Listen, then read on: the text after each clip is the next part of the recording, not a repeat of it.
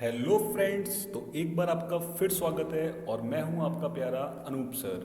तो जैसा कि आप सभी स्टूडेंट्स को पता है कि हम लोग यहां डिस्कस कर रहे हैं क्लास 10th का मैथ चैप्टर नंबर 3 और यहां पर हम लोग डिस्कस कर रहे हैं एक्सरसाइज 3.2 को, pair of linear equations in two variables. चलिए स्टूडेंट, तो देखते हैं क्या है क्वेश्चन नंबर 2 3.2 एक्सरसाइज का। तो क्वेश्चन नंबर 2 को देखने से पहले मैं थोड़ा सा यहाँ पे आपको बता देता हूँ कि आपके पास दो जो लीनियर इक्वेशंस हैं, आपके पास दो लीनियर इक्वेशंस हैं। लीनियर इक्वेशंस कौन कौन सी हैं? एक तो है a1x plus b1y plus c1 equal to 0 और दूसरी इक्वेशन है a2x plus b2y plus c2 is equal to 0। तो इन दोनों इक्वेशंस को देख के हमें कंपेयर करना है, कंपेयर द रेशियो किस किस के बीच में? इन कोफिशिएंट्स के बीच में, एक्स वाई और कांस्टेंट के जो कोफिशिएंट्स हैं उनके बीच में। फिर हम बता सकते हैं कि ग्राफिकल रिप्रेजेंटेशन उनका किस तरह से होगा और एल्जेब्रिकली इंटरप्रिटेशन, मतलब हम उनके कितने सॉल्यूशंस को फाइंड आउट कर सकते हैं। Clear student? तो यहाँ पर बहुत ही इंटरेस्टिंग है ये। आप देख रहे हो कि दो दो लीनियर इक्वेशंस हैं, पेयर ऑफ लीनियर इक्वेशंस हैं, उनके कोफिशिएंट है a1 b1 c1, दूसरे वाले के हैं a2 b2 c2। तो हमें यहाँ क्या करना है? कुछ नहीं करना। हमें यहाँ पर अगले क्वेश्चंस में फाइंड आउट करने के लिए पूछा जाएगा कि क्या ग्राफिकली ये किस तरह से रिप्रेजेंट करेंगे, इंटरसेक्ट करेंगे या कोइंसिडेंट करेंगे या फिर पैरेलल लाइंस होंगे, और जब ये करेंगे तो एल्जेब्रिकली उनके सॉल्यूशन कितने होंगे। तो हमें इन रेशियो को याद रखना है। a1 upon a2 is not equal to b1 upon b2। याद रखिए a1 अपॉन a2 का जो रेशियो है b1 अपॉन b2 के रेशियो के बराबर नहीं है। तो उनके यूनिक सॉल्यूशन होंगे, केवल एक सॉल्यूशन होगा, एग्जैक्टली वन सॉल्यूशन। यूनिक का मतलब क्या होता है बच्चों? एक। ठीक है, यूनिक का मतलब एक। और ये करेंगे आपस में अपने आप को इंटरसेक्ट। तो इंटरसेक्ट का मैंने आपको मतलब समझाया था कि दो लाइंस जिस पॉइंट पर कट करती हैं उस पॉइंट को हम लोग बोलते हैं इंटरसेक्ट। क्या बोलते हैं? इंटरसेक्ट। ये तो हो गई फर्स्ट सिचुएशन। तो आप बिल्कुल आराम से मन में याद रख लीजिए, एक क्वेश्चन, दो क्वेश्चन, तीन क्वेश्चन, आप जितने क्वेश्चंस करेंगे प्रैक्टिस करते करते आपको याद हो जाएगा। ठीक है स्टूडेंट? तो a1 upon a2 is not equal to b1 upon b2, तो इंटरसेक्टिंग लाइन होगी। और इंटरसेक्टिंग लाइन यदि आपको याद है तो बस फिर सॉल्यूशन कितने होंगे? एक ही सॉल्यूशन होंगे, जिसको कि हम क्या बोलते हैं? एग्जैक्टली वन सॉल्यूशन या फिर यूनिक सॉल्यूशन। दूसरी सिचुएशन क्या है स्टूडेंट कि a1 अपॉन a2 का रेशियो, b1 अपॉन b2 का रेशियो और c1 अपॉन c2 का रेशियो सेम है। मतलब तीनों कोफिशिएंट के रेशियो दोनों इक्वेशंस में सेम है। तो उस लाइन को हम लोग क्या बोलेंगे? Coincident line. कोइंसिडेंट लाइन का मतलब क्या है बच्चों कि इक्वेशन 1 और इक्वेशन 2 दोनों क्या कर चुकी हैं? ओवरलैप कर चुकी हैं। और ओवरलैप कर चुकी हैं इसका मतलब ले दे करके दोनों इक्वेशंस क्या हैं? एक ही हैं। उनको दिखाने का तरीका अलग अलग है, लेकिन दोनों इक्वेशन है तो एक ही ना। और जब एक ही इक्वेशन है तो फिर उनके सॉल्यूशंस कितने हो जाएंगे? इनफाइनाइट हो जाएंगे। इनफाइनाइट। इनफाइनाइट का मतलब क्या हो गया? बहुत सारे, मैनी सॉल्यूशंस। क्या हो गया? Many solutions. ठीक है? तो आप इसको इस तरह से याद रखिए कि a1 upon a2, b1 upon b2, c1 upon c2 जितने भी कोफिशिएंट्स हैं सभी का रेशियो इक्वल है। तो वो दोनों लाइनें क्या कर जाएंगी? कोइंसिडेंट कर जाएंगी। और कोइंसिडेंट करने का मतलब सॉल्यूशंस कितने हो चुके हैं? इनफाइनाइट हो चुके हैं। पहले वाले में a1 upon a2, b1 upon b2 दोनों इक्वल नहीं थे, तो हमने बोल दिया इंटरसेक्शन लाइन होगी।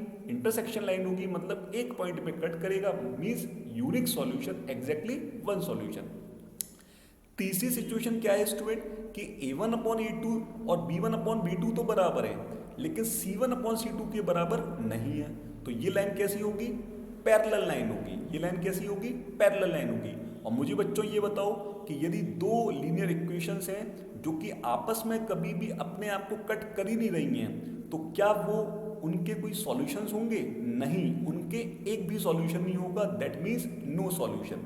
तो बच्चों आप इसको ऐसे याद रखो कि पहली बात तो इसको ऐसे याद रखो कि इंटरसेक्ट करेगा तो एक सॉल्यूशन होगा। एक सॉल्यूशन का मतलब एग्जैक्टली वन सॉल्यूशन, और इसको क्या बोल सकते हैं हम लोग? Unique solution. यदि कोइंसिडेंट लाइन है मतलब ओवरलैप कर रही है तो इनफाइनाइट सॉल्यूशन होंगे। इनफाइनाइट सॉल्यूशन का मतलब मैनी सॉल्यूशन। और यदि दो पैरेलल लाइंस निकल के आ गई कि ग्राफिकली, तो वो पैरेलल लाइन कभी भी आपस में एक दूसरे को कभी भी क्रॉस नहीं करेंगी, इंटरसेक्ट नहीं करेंगी, तो उनके एक भी सॉल्यूशन नहीं होगा, दैट मीन्स नो सॉल्यूशन। अब याद रखने का तरीका एक और देख लेते हैं कि a1/a2 is not equal to b1/b2, that means intersect. a1/a2, b1/b2, c1/c2 तीनों रेशियो सेम है, that means overlapping, that means coincident line coincident कर रही है, ओवरलैप कर रही है। और यदि लास्ट में a1/a2 और b1/b2 सेम है लेकिन c1/c2 सेम नहीं है, तो ये लाइन क्या हो जाएगी, हमारी पैरेलल लाइन हो जाएगी, दैट मीन्स नो सॉल्यूशन। तो चलिए ये टेबल आपको याद हो जाएगी प्रैक्टिस करते करते। क्वेश्चंस को देखते हैं। क्वेश्चंस में क्वेश्चन नंबर 2 में बोला गया है on comparing the ratio a1/a2, b1/b2, c1/c2 find out whether the lines present the following pairs of linear equation intersect at a point, are parallel or coincident। तो आपको इन रेशियो के behalf पर बताना है कि ये लाइन इंटरसेक्ट करेंगी, parallel है या फिर कोइंसिडेंट है। ठीक है, चलिए तो फर्स्ट क्वेश्चन मैंने लिखा यहाँ पर। फर्स्ट क्वेश्चन क्या है, 5x minus 4y plus 8 is equal to 0। और फिर इसमें दूसरी इक्वेशन क्या है, 7x plus 6y minus 9 is equal to 0। तो बच्चों यहाँ पर a1 क्या है आपका 5, यहाँ पर b1 कितना है बच्चों -4 और c1 कितना है 8। ठीक है स्टूडेंट, चलिए अब दूसरी इक्वेशन में देख लेते हैं। a2 कितना है हमारा 7, b2 कितना है स्टूडेंट हमारा 6 और c2 कितना है स्टूडेंट हमारा -9। कोई इशू नहीं है। चलिए तो आगे यहाँ पर करते हैं हम लोग a1/a2। a1/a2 किया तो कितना आएगा हमारा 5/7 आएगा।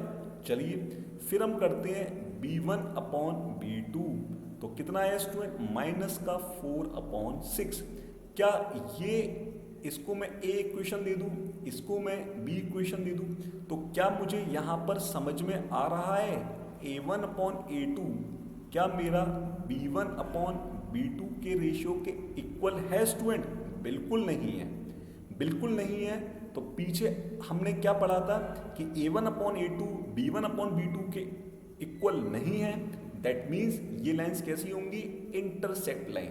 कैसी होंगी स्टूडेंट, ये इंटरसेक्ट लाइन। तो हमने इसको लिख लिया इंटरसेक्ट लाइंस। और यदि कोई हमसे यहाँ पे सॉल्यूशन पूछता तो इसके कितने सॉल्यूशन होते, only one solution, only one solution. तो वन सॉल्यूशन का मतलब क्या हो गया स्टूडेंट कि केवल एक ही सॉल्यूशन होगा, x की वैल्यू कुछ होगी और y की वैल्यू कुछ होगी। तो ये हो गया हमारा फर्स्ट क्वेश्चन। ठीक है, चलिए इसको नोट कर लीजिए जल्दी से आप लोग, इसको नोट कर लीजिए आप लोग। इसको नोट कर लेते हैं तो फिर हम क्वेश्चन नंबर 2 पर बढ़ते हैं। क्वेश्चन नंबर 2 क्या है, चलिए क्वेश्चन नंबर 2 है, उसको भी मैं नोट कर लेता हूँ।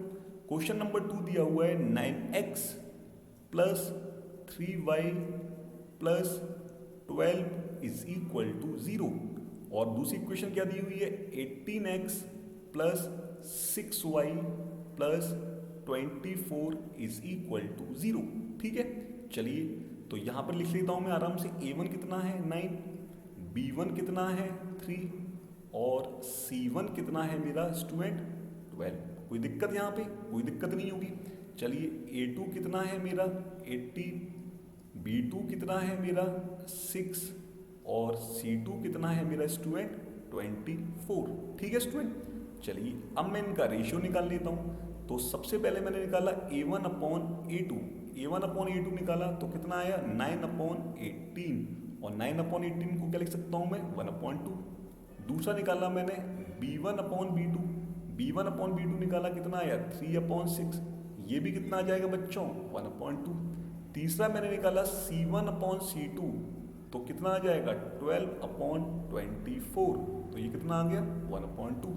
अरे यहाँ तो बड़ी इंटरेस्टिंग बात निकल करके आ गई। यहाँ पर इंटरेस्टिंग बात निकल के क्या आ गई स्टूडेंट कि a1/a2 is equal to b1/b2 is equal to c1/c2। तो ये तीनों क्या है, इक्वल है। तीनों इक्वल होने पे मैंने क्या समझाया था आपको, ये लाइंस कैसी हो गई है, कोइंसिडेंट लाइन। ये लाइन कैसी हो चुकी है स्टूडेंट, कोइंसिडेंट लाइन, है ना, कोइंसिडेंट लाइन समझाया था मैंने, पीछे टेबल भी मैंने आपको बताई थी। और कोइंसिडेंट लाइन हो गई है मतलब दोनों लाइंस ये क्या कर रही हैं, एक दूसरे को ओवरलैप कर रही हैं। और यदि ये एक दूसरे को ओवरलैप कर रही हैं और यदि हमसे सॉल्यूशन पूछते तो हम क्या बताते, इनफाइनाइट सॉल्यूशन। हम क्या बताते बच्चों, इनफाइनाइट सॉल्यूशन। मेरी बात समझ में आ रही है सभी स्टूडेंट्स को? तो बहुत ही सिंपल क्वेश्चन है। तो ये हो गया हमारा फाइनल आंसर। बोलो हाँ कि ना, ये बात आपको समझ में आई स्टूडेंट, बोलो हाँ कि ना।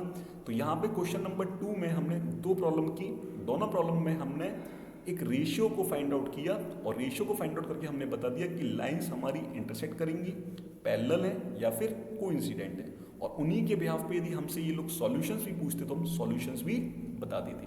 तो आप जितनी ज़्यादा प्रैक्टिस करेंगे क्वेश्चंस की उतनी ज़्यादा चीज़ें आपको समझ में आएंगी और चीज़ें रटनी नहीं है, अपने आप आपको समझ में आ जाएगी। ठीक है स्टूडेंट, चलिए